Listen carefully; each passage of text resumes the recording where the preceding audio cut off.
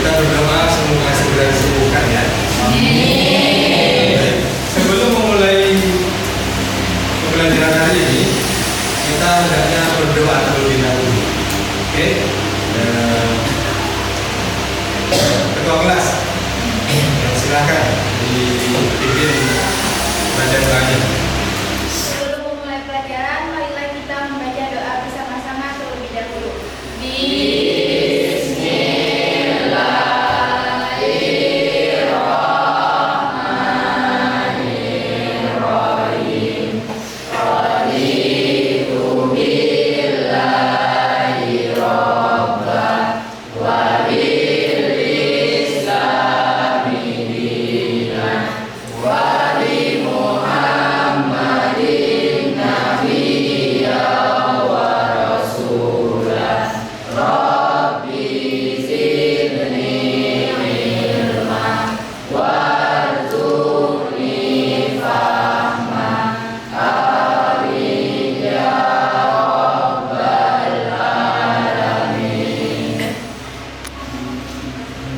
Sebelum kita menerima pelajaran, marilah kita mengaji bersama-sama terlebih dahulu.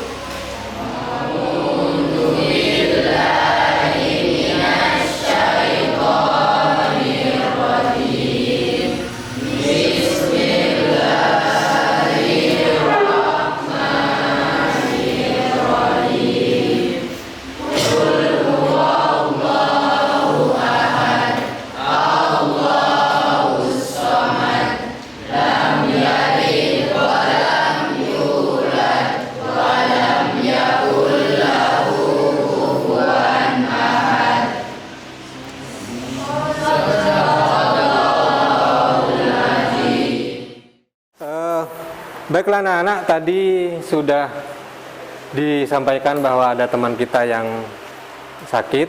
Kita doakan semoga cepat sembuh ya. Allahumma amin. Oke.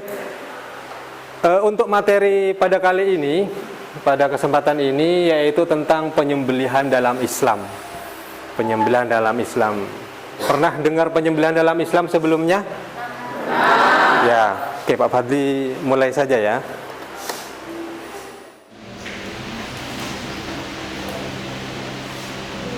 Baiklah anak-anak, tujuan pembelajaran kenapa kita harus mempelajari penyembelihan dalam Islam, yaitu yang pertama agar kita bisa menghayati tentang ketentuan penyembelihan, ya, benar-benar dipahami dari rukun dan syaratnya. Kemudian yang kedua, kita dapat menunjukkan sikap penghormatan terhadap ketentuan penyembelihan.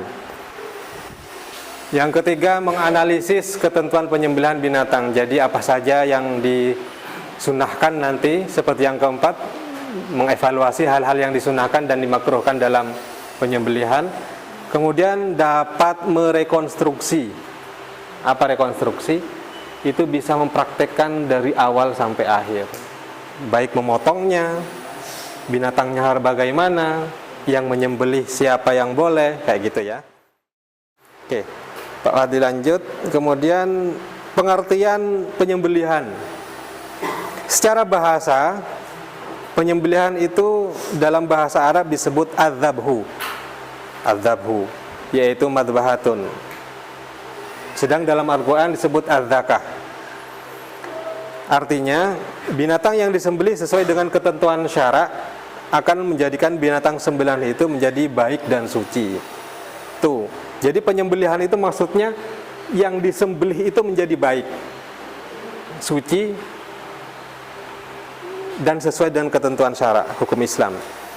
Kemudian secara istilah, penyembelihan adalah yang dilakukan dengan syarat dan ketentuan yang sesuai dengan hukum agama, dengan cara memotong pada leher, saluran pernafasan, saluran pencernaan, dan kedua uratnya menggunakan alat yang tajam. Kemudian ada dua jenis penyembelihan. Penyembelihan dikatakan adzabhu, dan kemudian penyembelihan dikatakan an-nahru. Nah, jadi adzabhu itu adalah binatang yang disembelih di saluran tenggorokan. Jadi posisinya kalau adzabhu itu ini kepala, ada leher, pas di bawah lehernya itu adzabhu. Itu adzabhu. Dasarnya dalam surah As-Saffat, a'udzubillahi minasyaitonirrajim, wa fadainahu bidzibhin adim. Seperti cerita Nabi Ibrahim ketika menyembelih putranya Nabi Ismail diganti dengan domba, kambing. Gitu. Ini ayatnya, wa fadainahu bidzibhin adim. Dan kami tebus anak itu dengan seekor sembelihan yang besar. Ini ayatnya. Kemudian ini adzabhu, jadi pas di bawah leher. Pas di bawah leher. Kemudian penyembelihan jenis yang kedua itu namanya an-nahru. Loh, Pak, bedanya apa sama yang tadi? Kalau tadi adzabhu di bawah leher, kalau sekarang an-nahru. An-nahru itu dengan menusukkan pisau atau ditikam caranya. Nah, kalau adzabhu itu sapi, kambing, kerbau, apalagi domba. Biasanya kalian kan ngelihat penyembelihan itu yang disembelih pas di bawah lehernya. Bukan di sini kan ya? Oke. Kalau an-nahru khusus binatang, hewan, unta. Oke. Jadi kalau adzabhu itu seperti, coba perhatikan gambarnya. Oke. Adzabhu itu pas di sini. Kalau sapi sebenarnya ada tips atau cara menyembelih yang baik gitu. Kalau sapi itu biasanya 3 ruas jari. Pas di bawah apa namanya ini ya? Pas di bawah sininya itu ada 3 ruas. Nah, kemudian disitulah di proses tempat yang tepat untuk menyembelih, gitu. Oke, kita kembali lagi sebentar. Nah, kemudian kalau an-nahru itu ayat yang menerangkan tentang an-nahru itu menyembelih unta itu. Fasolli li rabbika wanhar dalam surah Al-Kautsar. Oke, anak-anak. Kemudian syarat penyembelihan yang pertama itu, syarat penyembelihan adalah orang yang menyembelih itu siapa. Nah, itu ada syaratnya. Jadi tidak sah kalau orangnya ini nggak benar, harus muslim. Jadi kalau non muslim itu haram ya dagingnya yang disembelih. Kemudian yang kedua berakal. Orang gila agak-agak sinting, Pak, nggak boleh. Oke, yang sudah balik dan tamyiz. Kemudian yang kedua adalah menyebut nama Allah. Ya, jadi muslim, kemudian berakal dan menyebut nama Allah ketika menyembelih. Pak, lupa Pak, berarti haram, itu nggak bisa dimakan. Meskipun sapi yang disembelih. Oke, paham, bisa dimengerti? Itu syarat orang yang pertama. Kemudian yang kedua adalah syarat penyembelihan, yaitu syarat binatangnya. Yang pertama adalah apa? Harus dalam keadaan hidup. Binatangnya tidak boleh, sudah tidak boleh mati baru disembelih, tidak boleh. Justru haram hukumnya. Pak, di tempat saya ayamnya kena tabrak sepeda motor, Pak. Eman, Pak, masih gini-gini, Pak, disembelih. Tetap tidak boleh ya.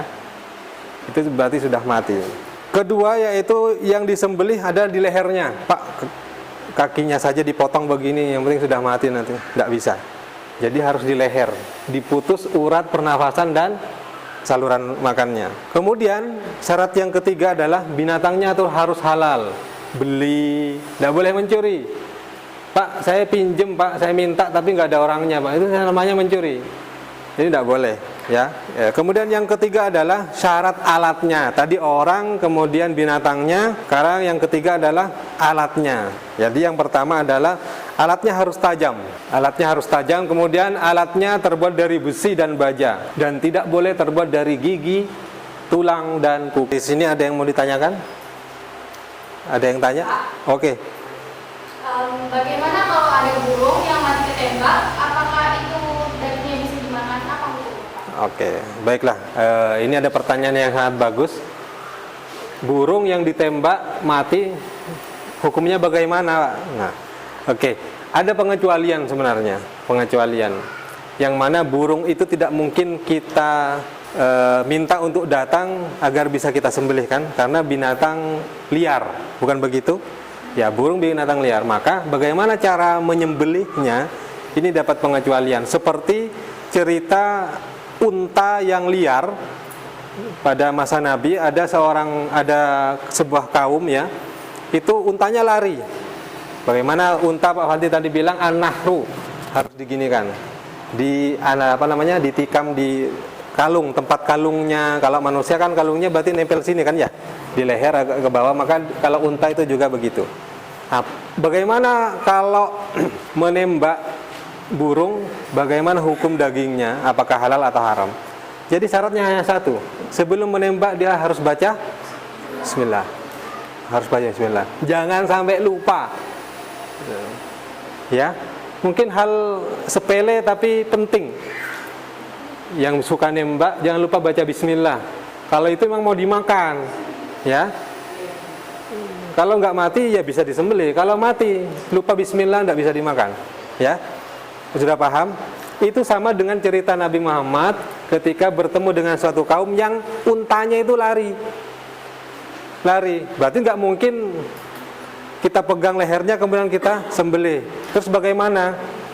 Maka kemudian waktu itu Nabi melihat ada seorang pemuda yang kemudian memanahnya unta yang lari itu, kemudian unta itu jatuh tersungkur. Maka cara seperti itu boleh asalkan sebelum memanah dia baca Bismillah. Karena untuk memperlakukan binatang yang lari liar itu hanya dengan cara seperti itu. Oke, baiklah anak-anak, itu tadi videonya tentang penyembelihan secara tradisional. Tradisional bagaimana? Tradisional alatnya sederhana, cuma menggunakan alat pemotong tapi tajam. Tempatnya juga seperti biasanya, ada lubang yang untuk mengalirkan darahnya. Kemudian ada cara yang kedua, yaitu cara secara mekanik. Ya, secara mekanik. Bagaimana cara mekanik itu? Fadli perlihatkan video agar lebih mudah dipahami.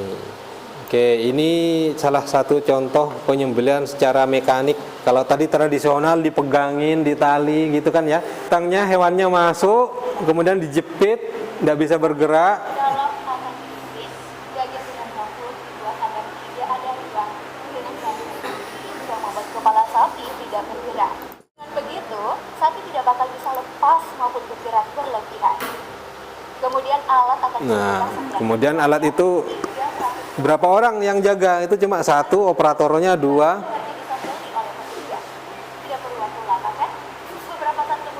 Nah, setelah itu ada pisau khusus, set, langsung terpotong.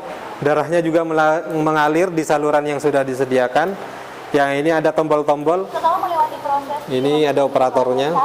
sapi akan diangkat dengan lift elevator. Alat ini yang berfungsi sebagai alat untuk mengangkat sapi. Dipastikan kalau binatangnya sudah mati, hewannya mati, maka kemudian diangkat agar darahnya bisa keluar sempurna. Terdapat Ya. kalis atau kail untuk mengangkat hewan potong yang sudah disembelih. Nah, ini baru. Oke, itu proses penyembelihan secara mekanik dan tidak perlu orang banyak. Lebih. Atau dikelola selanjutnya oleh fabrikan. Oke. Mungkin bisa disudahi dulu. Anak-anak, dari pertanyaan yang sudah disampaikan tadi dan dari materi yang sudah Pak Fadli sampaikan, itu ada beberapa hal yang perlu kita simpulkan sebelum pelajaran ini berakhir. Jadi yang pertama adalah syarat-syarat penyembelihan. Yang pertama syarat orangnya, kemudian syarat binatangnya, dan kemudian syarat alatnya. Ya, kalau syarat orangnya harus muslim, harus sudah balik dan berakal. Kemudian syarat yang kedua yaitu syarat binatang. Binatang itu baca bismillah atau dipanah baca bismillah. Biasanya burung. Burung itu masa mau pakai parang, pakai pirang yang besar, burungnya kecil, set, potong jangan beri-beri. Nanti akan kita bahas selanjutnya pada pertemuan selanjutnya tentang disunahkan dan yang dimakruhkan dalam penyembelihan. Kemudian tata penyembelihan itu ada dua. Yang pertama penyembelihan tradisional dan kedua penyembelihan secara mekanik. Ada pertanyaan sebelum Pak Fadli tutup? Sudah? Berarti sudah paham ya? Oke, kemudian ini nanti Pak Fadli bagi tugas bagi tugas per kelompok. Jadi kalian membagi kelompok masing-masing yang terdiri dari beberapa orang yang akan mengerjakan tugas, dan ini Pak Fatih sampaikan kepada ketua kelasnya nanti ya. Oke. Baiklah anak-anak, sebelum kita akhiri, kita hendaknya membaca doa terlebih dahulu sebelum mengakhiri pertemuan kali ini. Baik, kalau tadi ketua kelas, sekarang wakil ketua, silakan baca doa. Sebelum kita mengakhiri perjalanan ini, maka kita duduk dengan berdoa bersama. Bismillahirrahmanirrahim. Subhanakallahumma wa bihamdika asyhadu an la ilaha illa anta astaghfiruka wa atubu ilaika walhamdulillahi rabbil alamin. Baiklah anak-anak, kita akhiri pertemuan kali ini dengan bacaan hamdalah bersama-sama. Alhamdulillahirabbil alamin. Kurang lebihnya mohon maaf. Assalamualaikum warahmatullahi wabarakatuh.